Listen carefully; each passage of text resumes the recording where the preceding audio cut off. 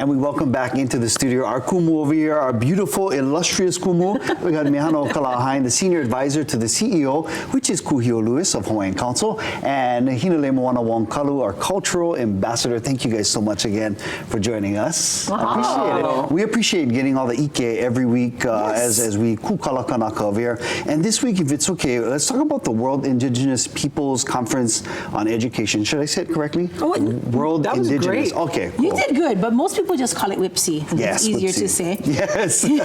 So let's start with you, Mihana. Can you share?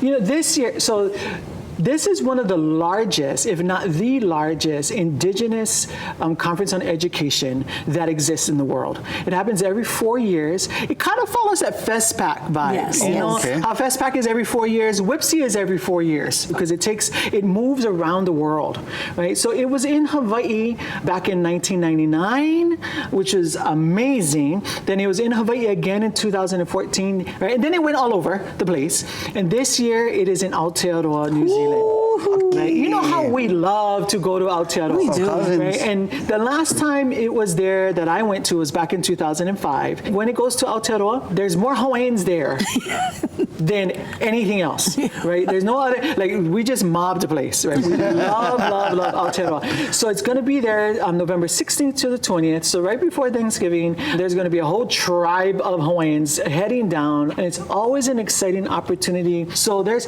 cultural things that come up in, you know, current issues that come up in those workshops and those seminars and those plenary sessions.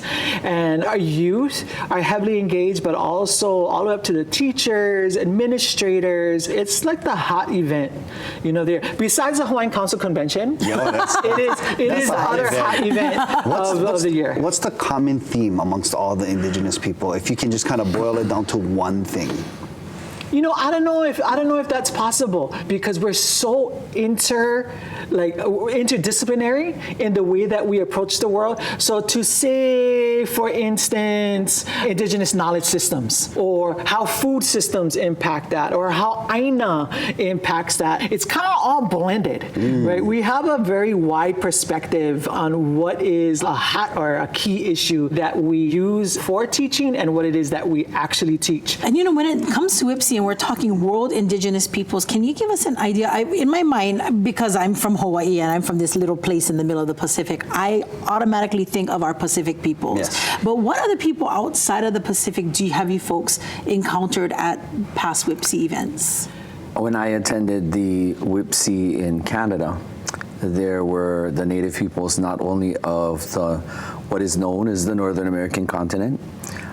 There were Alaska natives, there were Canadian oriented tribes. Right. When we look around the world, there's native peoples in so many different places, but those who end up making it to this conference, it's incredible because people share their experiences, they share what has worked for them, and to see and be inspired by youth striving and actually demonstrating that ancestral knowledge is being passed down and that, you know, there's a future. And I love that you say that because I tend to think that in a gathering like that, you'd probably see more similarities and differences. Am I right? Both, you know, like you go there and you see the Sami people from, you know, the Arctic area, and they look very different, right? They're very fair-skinned, they're the reindeer people, you know, the kind of information, the kind of traditions, the kind of perspectives on Ike come from that northern climate, you know, very kind of what we would consider to be rural places. And then we're learning from them things, tools that we can employ in island circumstances, right? And that is, it's a similarity and just enough difference to make us heighten, our awareness and our ability to get a more of a global perspective on how it is to best be healthy in this world. That is powerful. I love that. I can't wait to go to the next one in another 4 years. Hint, hint. We might be closer than we think to where it's going to be. We'll go to this one. We can broadcast over there. Take us with you guys. Yes. And here we go. With our friends at Kukala Kanaka. Kumu, thank you so much for joining us. We love you folks.